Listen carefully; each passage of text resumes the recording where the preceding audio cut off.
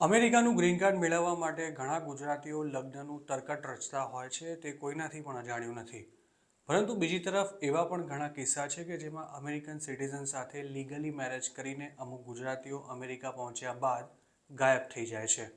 આવા જ એક મામલામાં લગ્ન કરીને અમેરિકા આવેલી અને ગ્રીન કાર્ડ મળ્યા બાદ પતિને છોડી જનારી એક યુવતી વિરુદ્ધ તેના પતિએ USCIS એટલે કે United States Citizen and Immigration સર્વિસીસને જાણ કરી છે. આઈએમ ગુજરાતને મળેલી માહિતી અનુસાર આ ગુજરાતી યુવકની પત્ની જૂન 2023માં તેના પતિને કંઈ પણ કહ્યા વિના જ રાતોરાત ઘર છોડીને જતી રહી હતી, જેની જાણ તેના પતિને જોબ પરથી ઘરે આવ્યા બાદ થઈ હતી. પોતાની પત્નીને શોધવા માટે આ ગુજરાતી યુવકે અમેરિકાની પોલીસે પણ રિપોર્ટ કર્યો હતો, પરંતુ પોલીસે યુવતી પોતાની મરજીથી ઘર છોડીને ગઈ હોવાથી આ કેસમાં બીજું કંઈ પણ ન થઈ શકે તેમ કહીને તેને મદદ કરવાનો ઇનકાર કરી દીધો હતો. આ ગુજરાતી યુવકની પત્ની ઘર છોડતી વખતે એક લેટર પણ મૂકી ગઈ હતી, જેમાં તેણે એવું લખ્યું હતું કે હવે પછી મને શોધવાનો કે મારો સંપર્ક કરવાનો પ્રયાસ ન કરતો.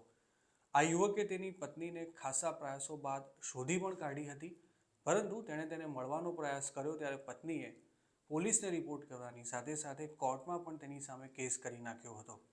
ત્યારબાદ કોર્ટે આ યુવકને પોતાની પત્નીથી દૂર રહેવા માટે વોર્નિંગ આપી હતી.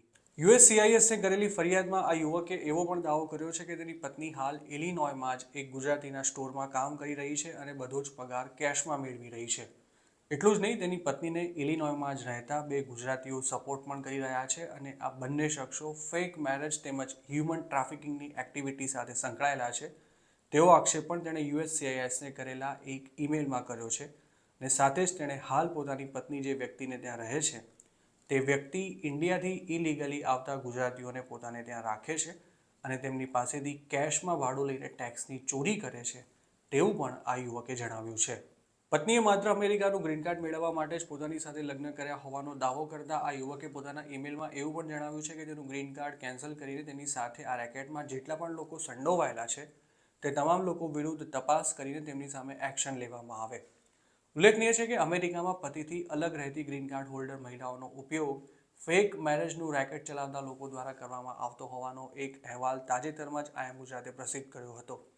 આ ધંધામાં સંડોવાયેલા લોકો ઇન્ડિયાથી ફેક મેરેજ કરીને અમેરિકા આવવા માંગતા હોય તેવા લોકો પાસેથી 70 થી 80 લાખ રૂપિયા પડાવતા હોય છે અને બદલામાં તેમને ગ્રીન કાર્ડ અપાવી દેવાની ગેરંટી આપવામાં આવતી હોય છે. અમેરિકામાં ઓપરેટ કરતા આ એજન્ટોએ તેમના માણસો ગુજરાતમાં પણ રાખ્યા છે, જેમનું કામ જ ફેક મેરેજ કરીને અમેરિકા જવા માંગતા લોકોને શોધવાનું હોય છે. આવા લોકો ઇમિગ્રેશન કન્સલ્ટન્ટના નામે પોતાની ઓફિસ ચલાવતા હોય છે, પરંતુ તેમનો ધંધો 2 નંબરી હોય છે.